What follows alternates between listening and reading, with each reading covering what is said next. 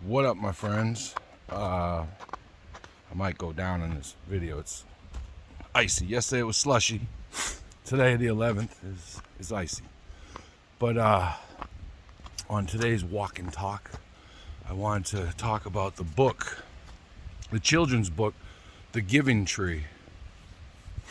Now, I used to read that to my children, and it always seemed so dark to me.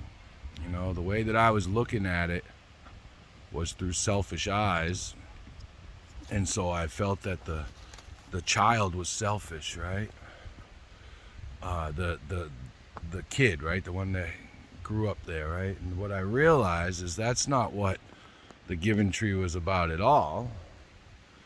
It was about the tree of life. You know, your parents, right? So the Giving Tree is your parents.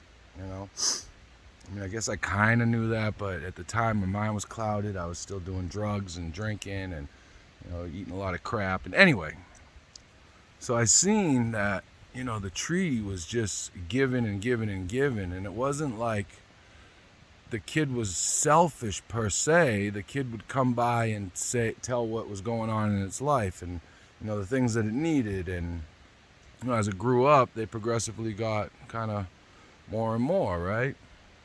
And he was trying to prepare for his life. And the tree was like, yeah, I got you. I mean, the tree gave everything to the child, even up to the stump, at the very end. And, I feel bad if people don't have parents like that, right? Or a parent like that, or anybody in their life like that, right? The tree of life, right? I mean, I didn't. But, my mom had her own issues, addiction and, poverty, probably directly due to that addiction. And, she was in an abusive relationship with my stepfather, blah, blah, blah, blah. I mean, crazy life, right? But like I said to her years ago, decades ago, that I had forgiven her about that, all that stuff and everything that had gone on since, right? Everything that goes along with drug addiction and having a parent who's addicted to drugs and crime and all this stuff, right? But disappointment after disappointment. But like I didn't really forgive her, because I hadn't forgiven myself for the shit I had put myself through yet. So how could I really even forgive her? I think now I have, I really do, because I can see, I was in a similar position to her as a parent in the beginning. I got addicted to pills, then, I quit those, and then got addicted to heroin, and, I'm not on any of that shit anymore. But like, my parenting was a little bit different, but very similar. We didn't live in the projects, but very similar, and, I got divorced, all that. Anyway, and like the same thing with my dad, right? Like, I think I finally forgiven him. This is several years after his death. And my dad never wanted to be a dad. He never wanted to be a father. I mean, maybe in the early days when he was like finessing my mom and stuff, because my mom was married at the time and, blah, blah, blah. Small towns, you know what I mean? But anyway, this is before we moved to Boston and everything. But so he never really wanted to be a parent. He never made an effort to be in my life. My mother would force it upon him when I was younger, which, I appreciated. And I don't mean force upon, but, well, it was, what I mean? She'd just show up at his house, be like, hey, here's your son, and a lot of times I didn't want to see him. I was embarrassed. I was, it would make me cry, whatever, you know what I mean? But like, what I didn't realize is that, he never wanted to be a dad, right? And I'm going to pause here because it's, that's all ice. He never wanted to be a dad. And years later, on my own, when I was like 17 years old, I thrusted a relationship upon him, father-son relationship, or at least I tried. But, that wasn't for him, and like I say it all the time, it's like being a director of a play, and like, I'm disappointed that no one's following the script that I never gave them. And he didn't follow the script. But, he tried, and for that, I applaud him. You know, he definitely had some issues with me. Like, you know, he felt like he was in competition with me, and you know, I mean, he had, you know, for a rich kid, he ended up having a fucked up life. He got burnt in a fire, became an alcoholic before that, and you know, just not a decent existence, you know. And he was a good-looking dude back in the day, and then he got burnt. You know, 76% of his body burnt. You know, so when he saw me, he saw himself and probably the life that he couldn't lead. You know, or wasn't able to, or whatever. You know, and then he spent a lot of time by himself in his house. You know, he's like it's like homeless people. Excuse me. It's like homeless people, right? Like I got a homeless guy who hangs out at my shop, and he's schizophrenic as well. And anyway, it's neither here nor there.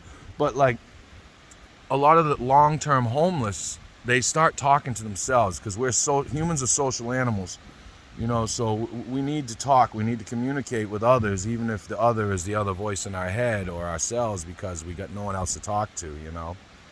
And he spent a lot of time, like decades, just solitary, you know. I mean, he died alone too, you know. And I, you know, as I got older, I dealt with, you know, the things that he said about my mother and, you know, myself and my kids and this and that and blah, blah, blah. My ex-wife when she was my wife, you know, just all kinds of just crazy, you know, mean shit, you know, because he was a sick motherfucker, you know. And I'm not saying that in like I don't understand. I understand. I've been a sick motherfucker too, you know. I got a lot of my parents, both of my parents in me, you know, and some of it is positive. You know, my father was an artist. My mother was an artist. You know, is an artist. My mother is an artist. My dad was an artist. He was a musician. And, you know, he used to draw and stuff, too. And he was a pretty funny guy when when things were going all right. But anyway, like I'm saying, you know, I'm only able to forgive him now, you know. I was so mad. I mean, and he didn't even give me the inheritance, right? He gave it to a fucking broad that he barely knew. You know, I mean, I guess I could have fought it, but I didn't find out about it till a year later, you know, that the probate stuff and all that. I knew nothing about any of that. And like I didn't get the paperwork because I'd gotten divorced, and it never made it to my house till a couple years later. Anyway, it's neither here nor there. But like, you know, I hadn't forgiven him until just recently, I think, you know. And that's because I'm able to forgive myself for a lot of stuff. And then, you know, I can see, you know, it wasn't, sure, they were both flawed in a lot of ways, but, you know,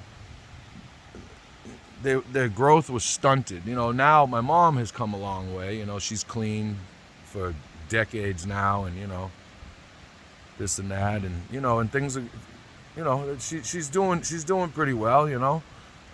Issues with my younger brothers or brother or whatever, you know, whatever. It's all the same shit, right? But what I'm saying is, they did the best they could with the tools that they had, you know. They came from parents that would smack the shit out of you before they give you a fucking hug and tell you that they love you. You know what I mean? I mean, my mom's parents were pretty cool, but they were cool to me. You know what I mean? I was a grandkid. And, you know, but it was a different era, you know. My parents are boomers, you know. I'm Gen X. And, you know, it's taken me this many years to forgive them for my childhood. And, you know, maybe my mom will see this and she understand, you know, she'll see, and that I finally forgive her. That was, you know, I didn't forgive her before, and I'm sure she could tell by my actions and the way that I interacted with her for, you know, at certain times and stuff, especially when I was going through tough times, you know what I mean? When we go through tough times, man, you know, it's hard to be positive, friendly, and cordial with people that you deem have screwed you over and maybe have made you go through these hard times. You know, the person you hold responsible for that. But now I hold myself responsible for it, right? I do, you know, in a lot of ways. 99% of it, I hold myself responsible. You know, my childhood shit, I can't do anything about. You know what I mean? And neither can my mom. You know, I can't hold that weight on my shoulders, you know. It's like pressing on your chest, you know, on your heart. And I love my mom, you know what I mean? I love my mom. She did the best she could with what she had, you know. Same thing. My dad, you know, I love him too. You know, I think he loved me, but I don't think he really liked me. You know, and that's all right. I think a lot of my friends feel the same.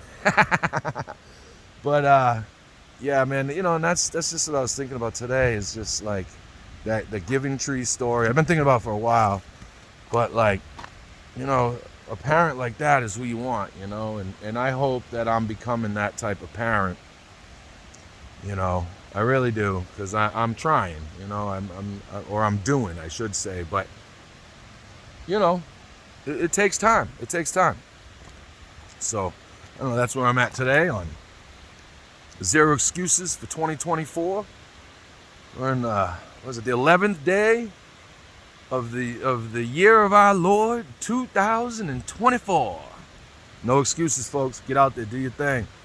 And you know, a lot of times forgiveness isn't for those that we forgive. It's for our own selves and our soul. Peace. Have a great day.